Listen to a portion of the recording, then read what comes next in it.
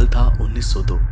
19 साल की Gabriel Chanel, जो एक ऑर्फनेज में रहती थी, दिन में सिलाई का काम करती थी और रात में क्लब्स में गाना गाती थी। भले ही वो ठीक ठाक गाती थी, लेकिन क्लब में आए सोल्जर्स को उनके गाने बेहद पसंद आते थे। जैसे मानो उनके गानों से उनकी सारी थकावट दूर हो जाती थी। क्लब्स में गाते समय वो ज्यादातर कोको रिको और क्वी कुआवो कोको, ये 2 गाने गाती थी। लोगों का मानना है कि यहीं से उनका नाम कोको पड़ गया और वो गैब्रियल शनैल से कोको शनैल बन गई। कोको शनैल से पहले साल 1840 के यूरोप में, जिसे विक्टोरियन एरा भी कहा जाता था, उस समय साइंटिफिक रिसर्चेस, डिस्कवरीज और इन्वेंशंस सब हो रहे थे। लेकिन कपड़ों के मामले में जमाना तब भी अटका हुआ था। लड़कियां कुछ ऐसे कपड़े पहनती थी जो कि ना ही सिर्फ अनकंफर्टेबल थे, लेकिन अंदर से भी दर्दनाक थे, क्योंकि उनको कॉर्सेट पहनना पड़ता था, जिसके अंदर से उनका शेप एक आर ग्लास यानी एस शेप की तरह मेंटेन रहे। आगे चलकर इन सभी को धीरे धीरे बदल डाला एक अकेली कोको शनैल ने। उन्होंने अपने स्किल्स के दम पे तभी की लड़कियों के लिए ऐसी ड्रेसेस बनाना शुरू किया जो कि कंट्रोवर्शियल तो थे, लेकिन धीरे धीरे पूरे यूरोप में फैल गए।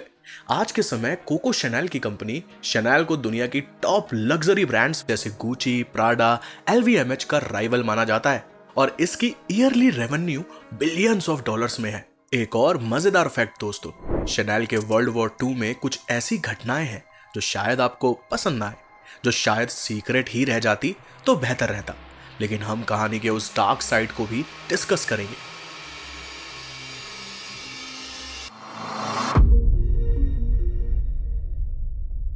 अगस्त 19, 1883 वेस्टर्न फ्रांस में बसा एक गांव सोमोर में जन्म लेती है गैब्रियल बुनेर शनैल। किसी ट्रेजिक 90s फिल्म की तरह ही रियल लाइफ में भी शनैल का बचपन बड़ा दर्दनाक था। शनैल के पिता अल्बर्ट शनैल एक पैडलर थे जो लोगों के घर घर घूमकर सामान बेचते थे, और शनैल की मम्मी यूजिनी जनाले डिवॉल एक चैरिटी हॉस्पिटल में लॉन्ड्री में काम करती थी। शनैल के और 4 भाई बहन थे। वो 7 लोग एक छोटे से कमरे में अपना दिन गुजारा करते थे। गैब्रियल शनैल सिर्फ 12 साल की थी जब उन्होंने अपनी मम्मी को खो दिया। निमोनिया और टीवी की वजह से गैब्रियल की मम्मी बीमार थी, लेकिन उसके ही ऊपर एक और बच्चे के साथ प्रेग्नेंट भी थी। शरीर इतना कुछ नहीं सह पाया और ऊपर से गरीबी की वजह से उनको ठीक इलाज भी नहीं मिला और उन्होंने अपना दम तोड़ दिया। मम्मी के गुजरने के ठीक बाद उनके पापा अपनी तीनों लड़कियों को एक क्रिश्चियन ऑर्फनेज में छोड़ आते हैं और उनके 2 लड़कों को किसी फार्म में मजदूर के रूप में काम दे देते हैं। एक 12 साल की मासूम लड़की ने ऑलरेडी बहुत कुछ देख लिया था लाइफ में। वो जिस ऑर्फनेज में थी, वहां के नन्स गैब्रियल को सिलाई का काम यानी स्विंग सिखाते हैं। नन्स या गैब्रियल किसी को खबर भी नहीं थी कि सिर्फ एक मामूली सिलाई से उनकी जिंदगी पूरी तरह से बदलने वाली थी। साल 1902 ये वही साल था जिसके बारे में हमने वीडियो के शुरुआत में बात की थी। वो समय जब शनैल क्लब्स में गाना गाया करती थी। उसी समय क्लब में गाना गाते गाते वो मिलती है अपने पहले लवर इतियन बेल्जन से, जो कि एक वेल्दी टेक्सटाइल बिजनेसमैन थे। और यहीं से शुरुआत होता है शनैल के लव अफेयर्स के किस्से और साथ ही साथ उनके बिजनेसेस भी। बेल्जन की मदद से शनैल ने पेरिस में अपनी पहली मिलिनरी शॉप खोली, जहां वो लड़कियों के लिए हैंडमेड हैट्स बेचती थी, और इस काम से उनको अमीर घर की लड़कियों और औरतों से मिलने का मौका मिलता था। लेकिन शनैल का दिल एक जगह टिक नहीं पाया। उनको फिर से प्यार हो गया बेल्सन के ही एक दोस्त आर्थर कैपल के साथ।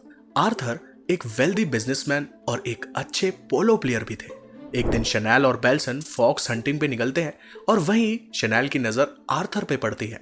आर्थर शनैल को बहुत मोटिवेट करते हैं और अपने दम पे कुछ कर दिखाने के लिए मदद भी करते हैं। आर्थर ने शनैल को एक अपार्टमेंट खरीद दिया और आर्थर की मदद से ही शनैल ने अपनी पहली दुकान खोल ली। दुकान का नाम था शनैल मोड्स और ये खोला शनैल ने 21 रू कैम्बन के एड्रेस पे। लेकिन उस इलाके में ऑलरेडी एक ड्रेस शॉप होने की वजह से शनैल को सिर्फ हैट्स ही बेचने की परमिशन दी गई। सिर्फ 3 साल बाद 1913 में शनैल ने फ्रेंच के डोवेल सी साइड रिजॉर्ट के पास अपनी पहली इंडिपेंडेंट बुटीक खोली और इसी के साथ साथ शनैल पहली बार फैशन की दुनिया में भी एंट्री लेती है। शुरू से ही वो वुमेन्स के लिए स्पोर्ट्स वियर बनाना शुरू करती है, लेकिन तभी भी शनैल बहुत फेमस नहीं थी और पॉल पॉयरेट तभी के फैशन किंग थे। लेकिन कुछ ही महीने बाकी थे, दुनिया की सबसे बड़ी वॉर आ रही थी और शनैल के लिए एक नई अपॉर्चुनिटी, वर्ल्ड वॉर 1।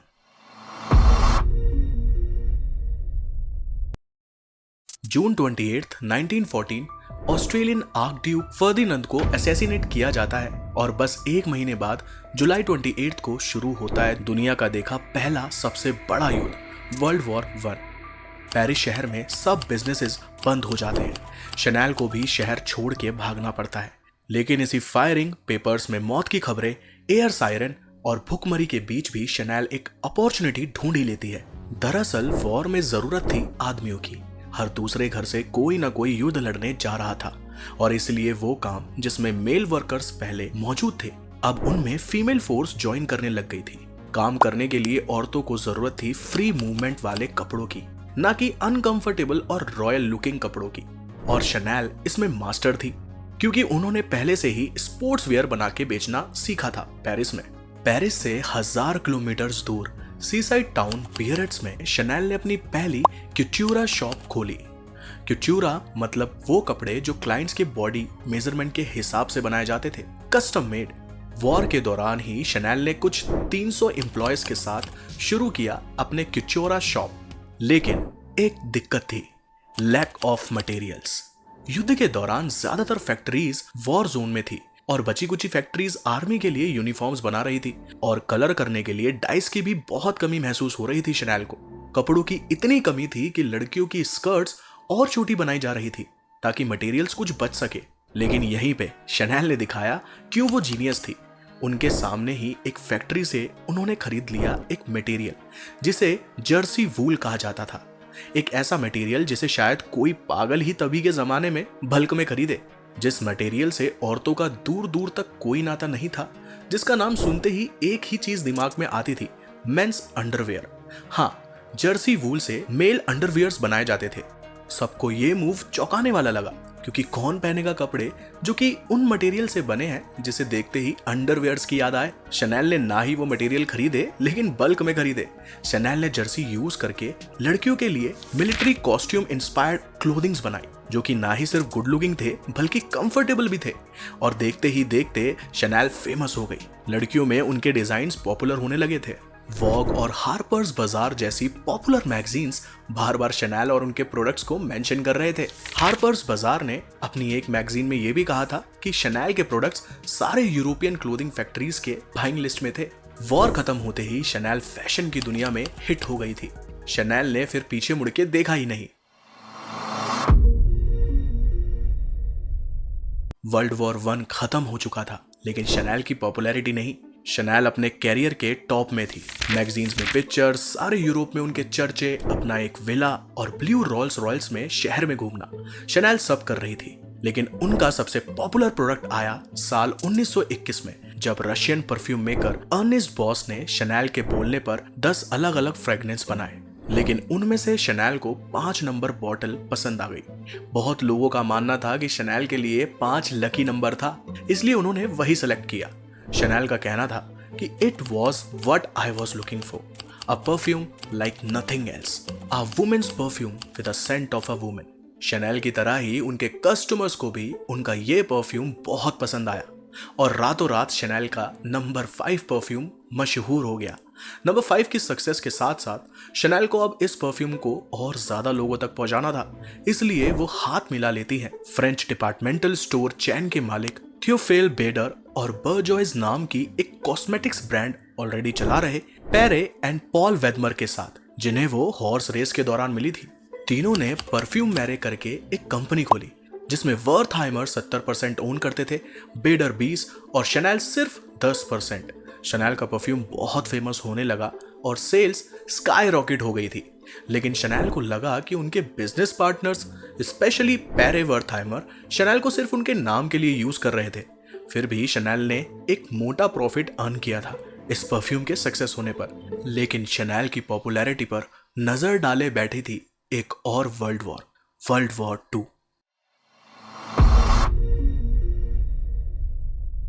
शनैल को शायद फिर से कोई अपॉर्चुनिटी मिली होगी इस वॉर में भी, नहीं, बल्कि वॉर में शनैल बुरी तरह से फंस गई। वर्ल्ड वॉर 2 के शुरू होने के अगले साल 1940 में फ्रांस जर्मनी के सामने हार गई और उनको जर्मन्स ने कब्जा लिया था। तभी शनैल ने अपनी दुकान बंद करके सिर्फ ज्वेलरी और परफ्यूम्स पे ध्यान देना शुरू कर दिया था। शनैल होटल रेट्स में पेरिस में शिफ्ट हो गई थी अपने बॉयफ्रेंड बैरन हंस के साथ, लेकिन उनके बॉयफ्रेंड एक नाजी स्पाई थे।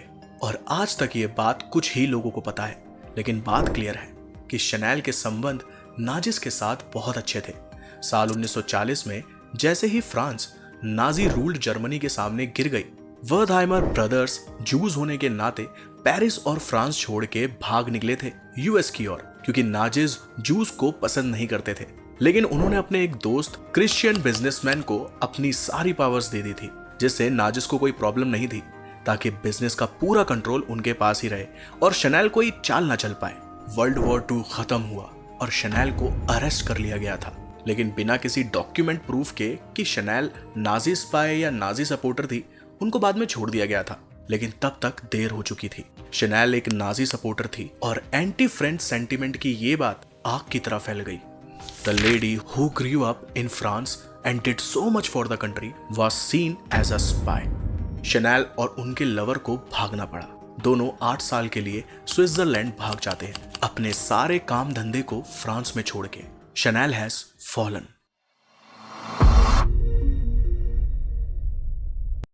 युद्ध खत्म होते ही पेरे वर्दहाइमर पेरिस लौटते हैं और फिर से अपने परफ्यूम के बिजनेस को चलाने लगते हैं। ये खबर स्विट्जरलैंड में बसी शनैल को पता लगती ही वो गुस्से में आ जाती है, क्योंकि वर्दहाइमर अभी भी उनका नाम यूज करके ही अपना काम चला रहे थे और नोट छाप रहे थे। जवाब में शनैल ने स्विट्जरलैंड में ही अपना खुद का शनैल परफ्यूम एक खोल लिया और शनैल को पता था कि वर्दहाइमर के पास भले ही कंपनी के 70% स्टेक हो, लेकिन नाम के राइट्स तब भी शनैल के ही पास थे। इन सब से डर के वर्दहाइमर ने फाइनली शनैल के साथ एग्रीमेंट करके शनैल नाम को अपने परफ्यूम बिजनेस के लिए खरीद लिया और ये बैटल जीत ली। 1953 8 साल के बाद शनैल वापस लौटती है फ्रांस। 71 साल की शनैल की भूख तब भी मिटी नहीं थी। तभी के क्रिश्चियन डियोर जैसे फैशन ब्रांड्स के स्टाइल्स को शनैल बिल्कुल नापसंद करती थी और शनैल लग्जरी दुनिया में कमबैक का सोच रही थी। उन्होंने वर्दहाइमर के साथ फिर से हाथ मिलाया और उनको शनैल ब्रांड्स के सारे कमर्शियल राइट्स दे दिए इन रिटर्न कि वर्दहाइमर को फाइनेंशियली मदद करके शनैल ब्रांड को फिर से टॉप में ले जाना पड़ेगा। देखते ही देखते शनैल ने ज्वेलरी लॉन्च की, आइकॉनिक 2.55 पर्स लॉन्च किए, साथ ही और भी परफ्यूम्स लाए मार्केट में और फिर से एक बार शनैल की ब्रांड इमेज बेहतर होने लगी और शनैल लग्जरी फैशन की दुनिया में फिर से छा गई। जनवरी 10, 1971 रात के करीब 9 बजे कोको शनैल दुनिया छोड़ के चली जाती है। कहा जाता है कि मरने के दिन भी वो अपने रूम में एक नए डिजाइन पर काम कर रही थी। ऐसा डेडिकेशन था कोको शनैल का अपने काम की ओर।